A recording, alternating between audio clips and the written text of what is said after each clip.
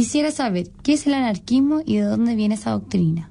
Se lo voy a decir en pocas palabras. El anarquismo es una estupidez de arriba a abajo. Es la teoría que se inventó en el siglo XIX por 3 o 4 personas de que los seres humanos son esclavizados por el orden social, por las leyes, por el Estado, y que seríamos todos más felices si viviéramos en un estado de anarquía. O sea, simplemente sobre la base de que nos entendamos, sin necesidad de leyes, sin necesidad de policía, nos entendamos unos a otros.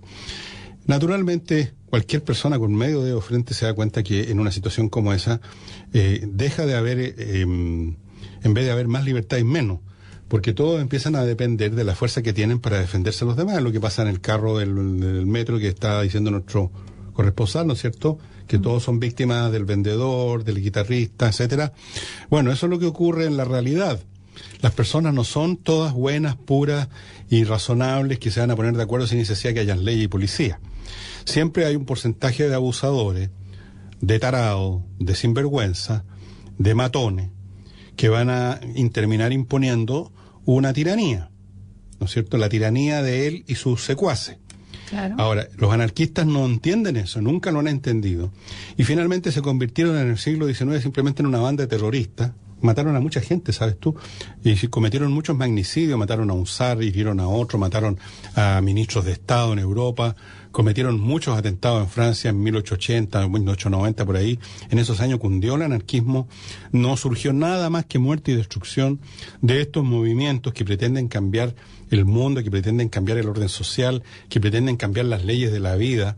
Lo único que terminan haciendo finalmente es esparcir algún grado mayor o menor de destrucción, porque no logran cambiar nada y en su odiosidad, que es el mecanismo motor que los ha llevado a sus posturas, termina expresándose en forma pura y ya sin velos ideológicos como el afán de destruir, el afán de matar. Lo hemos visto en América Latina y en otras partes con estos grupos de combatientes, entre comillas, que empiezan envolviendo sus acciones con una doctrina. Y al cabo de los años, como pasa con las FARC en Colombia, por ejemplo, ¿ya qué doctrina se supone que defienden esos piojentos? ¿Qué clase de sociedad establecerían? ¿Cuál es el libro, cuál es la teoría que ellos sostienen? ¿Cuál es su agenda? ¿Cuál es su programa? Ninguno.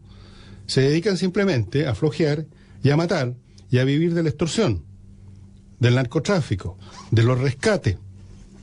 Y su placer consiste en matar. Emboscar a soldados, matar a otro, cortarle la cabeza al de más allá. Sí.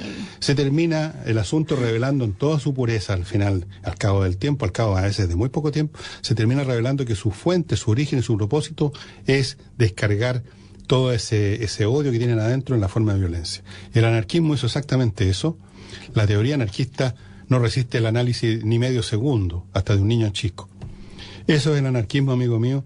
Otra de las cosas que están habiendo ahora en Chile, ustedes no lo van a creer, pero hay un buen grupo de jovencitos semidescerebrados que están en la onda anarquista.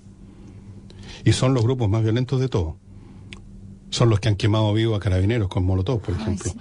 Sí. Son lo peor de lo peor, los anarquistas. Son seres opuestos, podríamos decir, a la civilización humana, a la vida en sociedad. Son tan fuera de toda ley humana y moral. Fíjense que ellos pretenden y suponen de que el hombre sería mejor, que la vida sería mejor, que todos viviríamos tomados de la mano. Tienen una visión así angelical del mundo, ¿sí?, con que tan solo elimináramos el Estado, por ejemplo. Y finalmente en los hechos terminan practicando violencia en gran escala. Mira tú cómo se da vuelta la tortilla. En general, uno encuentra cuando examina el motor psicológico de prácticamente todos estos grupos que se presentan de una manera o de otra, con una doctrina de otra, como redentores de la humanidad. Cuando uno examina a los personajes que forman parte de esos grupos, cuando uno hace una especie de examen psiquiátrico, ustedes se encuentran con que en todos ellos, no, prácticamente en todos ellos, el elemento emocional predominante es la rabia y el resentimiento, que en algunos casos es disfrazado hipócritamente tras una cara de lo que llaman el idealismo. O sea, yo estoy repleto de resentimiento porque me ha ido mal en la vida, porque mi familia le ha ido mal, porque soy de un estrato social donde me han pisoteado, porque yo no he sido capaz de avanzar, porque yo he sido un intelectual que me fue mal, o porque yo he sido un estudiante que me da como las pelotas, o porque soy un trabajador que no ha podido jamás adaptarme a las disciplinas laborales y me echan de todas partes, y he vivido como parásito mi familia, y cualquiera que sea la historia particular de los miembros de estos grupos, pasan más o menos por ese territorio de ser perdedores, Sí, pues. de ser incapaces, están repletos de frustración, repletos de odio, repletos de envidia, y de vez en cuando se juntan unos con otros, y esto lo convierten en una doctrina o una postura de patear el tablero donde son perdedores hay que patearlo.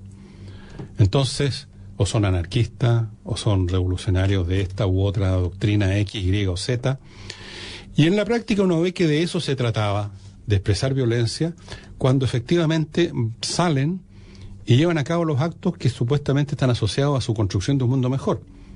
Es ejercer violencia.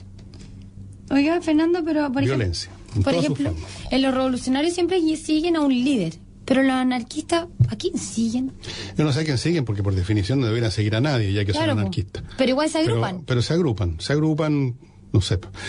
En fin, dejemos de lado a esta gente tan desagradable, esta gente lo que yo parece. llamo los tóxicos, la gente envenenosa y envenenada, que siempre toda sociedad tiene y que adquiere un cariz u otro.